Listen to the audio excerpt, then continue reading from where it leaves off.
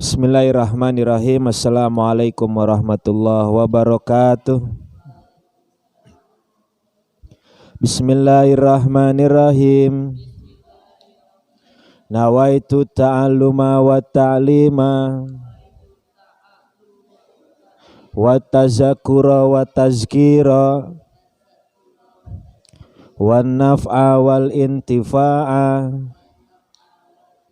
wal ifadah wal istifadah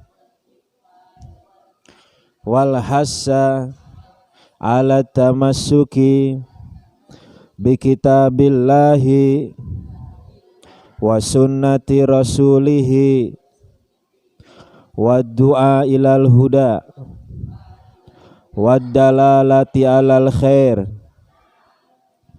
ibtigaa wajhillah wa mardati wa kurbi wa sawabi rabbi zidni ilman warzuqni fahman amin.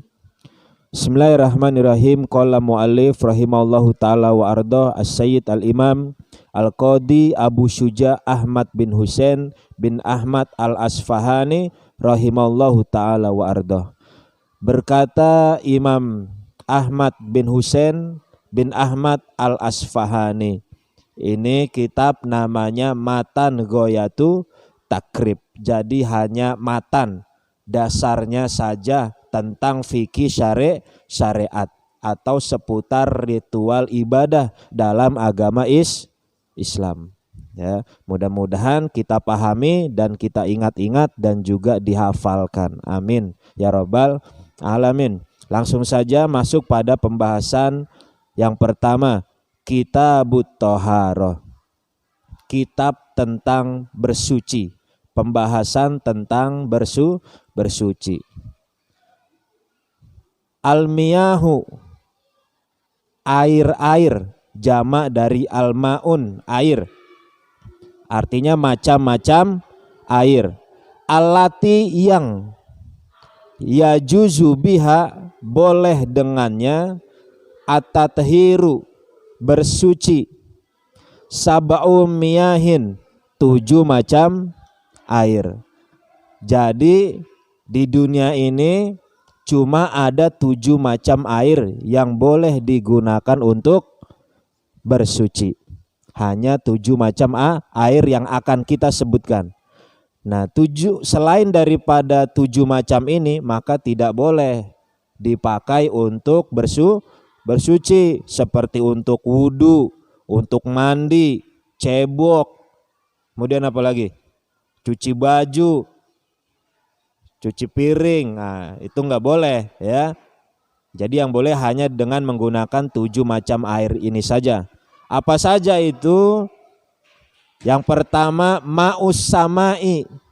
Ma'us samai, yaitu air langit atau air hujan. Nah, air hujan boleh kalian gunakan untuk bersuci ya. Itu mandi, cebok, kemudian buat minum. Boleh nggak buat minum air hujan? Boleh saja, cuma jangan air hujan lagi dingin-dinginnya langsung diminum, itu tidak baik, takutnya sakit perut. Kenapa? Karena kata dokter air hujan mengandung apa? Zat besi ya, yang katanya dapat mengkaratkan besi, jadi bikin cepat karat. Makanya ketika kamu mau menampung air hujan, tampung dulu, kemudian diamkan selama 1 malam supaya zat-zatnya itu turun ke bawah atau ke dasar air. Nah, yang boleh kamu ambil adalah bagian atasnya saja. Kira-kira kayaknya air yang bagian sini nih yang masih bersih atau seger ya, bawahnya nggak usah diambil, itu baru. Tapi jangan langsung diminum. Seharusnya dimasak terlebih dahulu ya, baru dah bisa bikin kopi, bikin teh, betul gak? Iya, enak ya. Jadi boleh menggunakan air hujan. Wudu pakai air hujan lagi kencang-kencangnya, boleh gak? Boleh. ya, ngirit air di rumah, bayar PDAM sekarang mahal misalkan, ya boleh langsung wudhu ya. Misalkan di rumah ada kocoran ternyata tuh di genteng-genteng ngocor, nah itu boleh langsung wudhu dengan air hujan. Tapi dengan syarat gentengnya, kalau pakai kocoran genteng itu gentengnya nggak ada kucing, curut, tikus ya. Biasanya kan tikus suka buang kotorannya sembarangan, betul. Nah, supaya nggak jadi najis itu air, dilihat dulu gentengnya apakah bersih daripada macam-macam najis. Paham? Jadi itulah air langit atau air hujan. Yang pertama boleh dipakai. Kemudian yang kedua ma'ul bahri, yaitu air laut. Nah, air laut ternyata boleh untuk bersuci. Misalkan kalian main ke tepi pantai, di sana nggak ada masjid, di sana nggak ada musola, di sana nggak ada sumur, nggak ada yang bisa dipakai buat wudhu. Maka pada saat itu boleh gak wudhu pakai air laut? Maka boleh saja, karena air laut hukumnya suci beserta isi ikan. Isi yang ada di dalam laut semua halal, semua suci ya. Jadi ikan-ikan semuanya halal dimakan ya. Jadi air laut pun boleh digunakan untuk bersuci, untuk mandi, untuk cebok, untuk wudhu ya. Atau untuk minum, boleh nggak air laut untuk minum? Boleh-boleh aja, asal kamu bisa menyulinnya, atau apa istilah kerennya? Menyulin ya, apa namanya? Ya, mengolahnya dari asin sehingga menjadi enak untuk diminum. Ada gak alatnya? Ada ya, ada. Cuma katanya mahal. Boleh untuk dikonsumsi air laut kalau bisa dari asin hilang menjadi tidak asin ya. Kemudian yang ketiga ma'un nahri. Apa itu ma'un nahri? Air sungai ya, air sungai yang mengalir itu boleh dipakai untuk bersuci ya. Coba tengok sungai sekarang, boleh nggak di Jakarta nih air sungainya boleh dipakai untuk bersuci, untuk mandi, untuk wudhu, cuci baju, boleh nggak? Nggak boleh. Kenapa? Iya, karena air di Jakarta sungainya udah nggak pantas lagi disebut sungai yang mengalir, karena mereka mampet dengan sampah, bahkan menjadi hitam, coklat. Nah, itu nggak bagus untuk dipakai buat bersuci. Lain halnya sungai yang ada di misalkan Cianjur atau di kebun raya mana tuh? Bogor, kebun raya Cianjur ya. Pernah ke sana nggak? Ngelihat air sungainya putih, bersih, mengalir dan dingin. Ah, itu boleh. Yang seperti itu boleh dipakai. Karena dia mengalir dan banyak airnya dan keluarnya sumbernya itu dari gunung, dari kaki gunung, itu boleh. Belum terkontaminasi. Tapi kalau sudah di bawah, udah turun dari Cianjur, Bogor, kemudian ke Jakarta, waduh, airnya udah nggak jelas tuh kalau udah ke Jakarta, betul? Iya, udah nggak jelas, sudah campuran. Nah, itu nggak boleh dipakai kalau airnya sudah terkontaminasi, apalagi dengan sesuatu yang najis, maka menjadi najis. Itu air sungai. Ya, di Bogor masih banyak ya. Kalau di Jakarta, di Bekasi, di Depok udah nggak jelas air sungainya, ya, udah pada butek.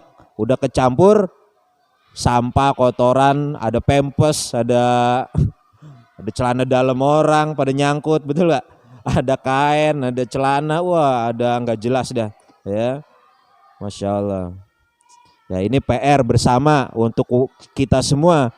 Bukan hanya pemerintah ya yang harus membersihkan sungai, tapi kita juga berkewajiban untuk menjaga kebersihan sungai kita. Dengan cara apa? Tidak membuang sampah sembarang. Udah itu aja pekerjaan kalian. Meskipun kalian nggak ngegali-gali sungai, nggak perlu. Karena itu udah ada petugasnya. Kalian hanya cukup tidak membuang sampah sembarangan ya. Gitu. Kemudian yang keempat, betul. Oh, yang keempat apa yang ke berapa nih? 1, 2, 3, 4. Apa yang keempat? Ma'ul bi'ri. Apa itu ma'ul bi'ri? Air sumur. Nah, air sumur itu boleh dipakai untuk bersuci. Datangnya dari mana air sumur? Dari mata air. Ya memang dari tanah mata air itu ya. Tanah digali keluar mata air. Mata air datangnya dari akar-akar pohon, tumbuh-tumbuhan ya yang menjalar itu ya. Karena akar-akar itulah yang sangat kuat, akhirnya tanah ini yang asalnya tanah itu sifatnya melebur, karena ada akar itu maka tanah menjadi kuat untuk dipijak, betul gak? Coba nggak ada akar-akar itu, ini kekuasaan Allah yang harus kita pikirkan. Karena ada akar-akar itu akhirnya tanah menjadi kokoh, tidak berhamburan. Coba kalau tanah kamu angkat, pasti apa? Melebur, betul gak?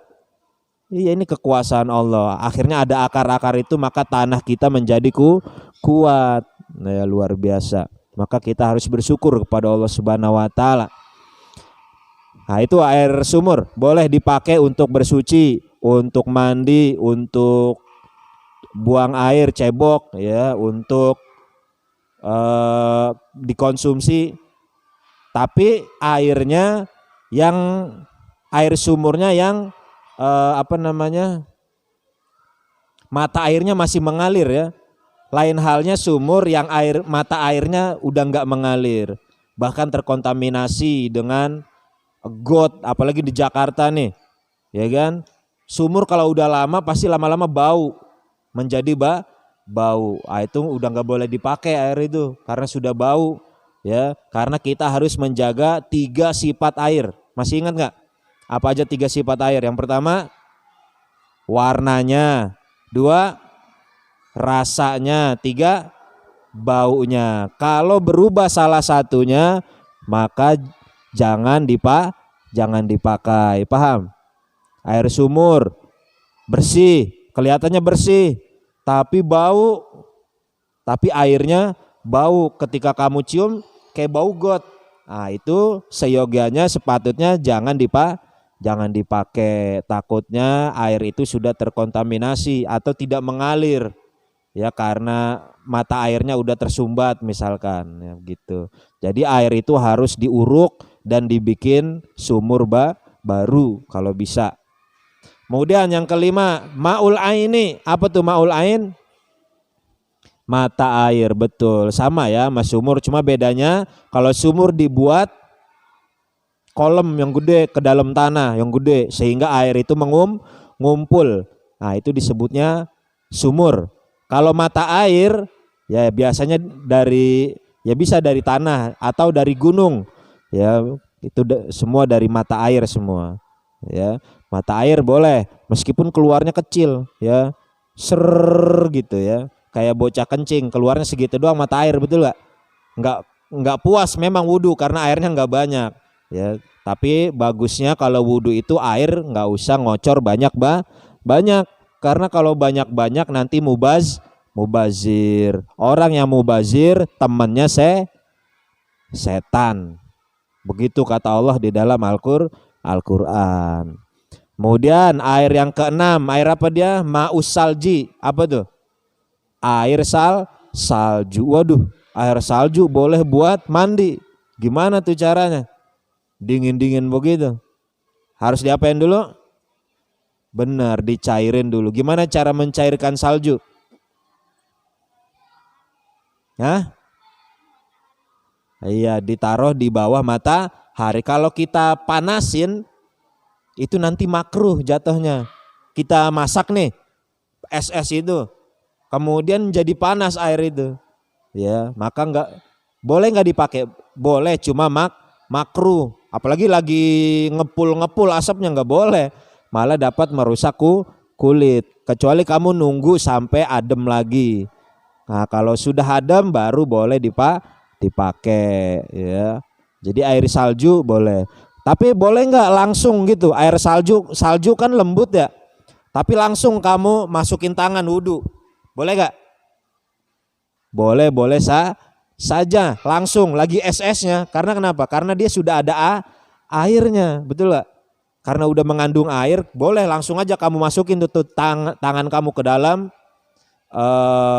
tumpukan salju. Tapi kan rasanya dingin banget. Pastinya kalian orang Priok nggak bakal tahan dengan dinginnya salju. Kenapa? Karena biasa dengan panas, hawa panas, kita sudah biasa. Sekali datang ke negara yang dingin, ke Jepang, waduh, dia menggigil mulu tiap malam, nggak kuat dengan salju ya. Ke puncak aja kagak kuat mandi air dingin, gimana ke Jepang yang saljunya banyak ya, ke Korea, waduh, bisa mati kedinginan, mati mendadak dia, nggak biasa ya. Tapi boleh langsung aja masukin tuh ke dalam tumpukan salju tangan, kemudian mulut, kumur-kumur, jadi esnya masukin sampai lama-lama menjadi air. Itu boleh saja ya. Cuman tidak sepatutnya melakukan itu karena nanti takutnya dingin gitu. Tunggu dia cair saja. Kemudian yang ketujuh, air apa? Ma'ul barad, yaitu air dingin.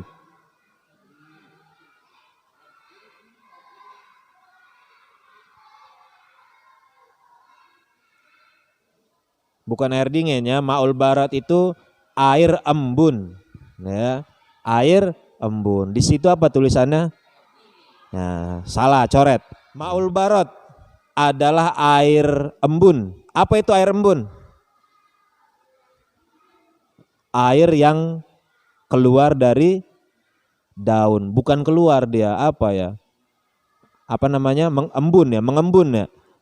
Karena udara lembab seperti apa? Es ya, yang kita diamkan di dalam gelas, tiba-tiba di atas gelas ada gumpalan-gumpalan air, itu namanya embun ya, kayak begitu kurang lebih, karena uap, karena lembab. Kalau embun lembab ya, kalau embun terjadinya kelembaban tempat. Biasanya terjadi paling banyak embun itu di hutan-hutan tropis yang banyak daunnya ya, itu mudah sekali dicari embun. Atau di rumput-rumput biasanya juga ada, betul. Nah, boleh dah tuh kamu langsung kosek-kosek tuh sama rumput ya. Tapi kan takutnya ada kembang itu ya, kembang pasir takutnya. Apa tuh kembang pasir? Tai kucing ya. Kembang pasir itu istilah, tapi artinya tai kucing. Jangan ya. Pas dikosek-kosek rumputnya ternyata bau ya. Jangan. Bagusnya daun yang ada embunnya dituang ke ember yang banyak ya. Lama-lama dia menjadi banyak. Itu boleh digunakan untuk bersuci begitu. Inilah 7 macam air yang kita sebutkan tadi boleh digunakan untuk bersuci. Selain daripada 7 macam air yang kita sebutkan, maka tidak boleh untuk bersuci. Seperti air teh, boleh nggak untuk bersuci? Buat wudhu boleh nggak? Buat mandi, buat nyuci baju, nyuci motor, ya kagak boleh. Ngapain nyuci motor pakai air teh ya? Jangan ya. Mandi susu nggak apa-apa, boleh aja ya. Cuman setelah mandi suci pakai lagi mandi air keran, air biasa lagi ya. Kecuali mandi junub jangan pakai air susu ya. Mandi dulu pakai air bersih semuanya sampai basah kena air, baru kamu boleh mandi susu atau pakai sabun ya. Jangan belum mandi bersih dulu pakai air bersih kamu udah sabunan. Nah, itu nggak boleh. Nanti hukum ainiyahnya berubah air itu.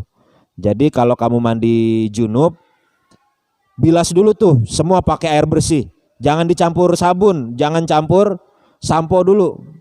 Sampai sekujur tubuh kena air semua, udah 3 kali basuh semua anggota badan, baru boleh pakai sabun. Habis pakai sabun baru dibasuh lagi. Nah, gitulah tata cara mandi janabah, mandi junub, mandi hadas besar. Sampai sini ada pertanyaan? Nggak ada. Kalau nggak ada pertanyaan, wallahu alam bisawab. Kita lanjut selepas. Allahumma sholli wa sallim ala sayyidina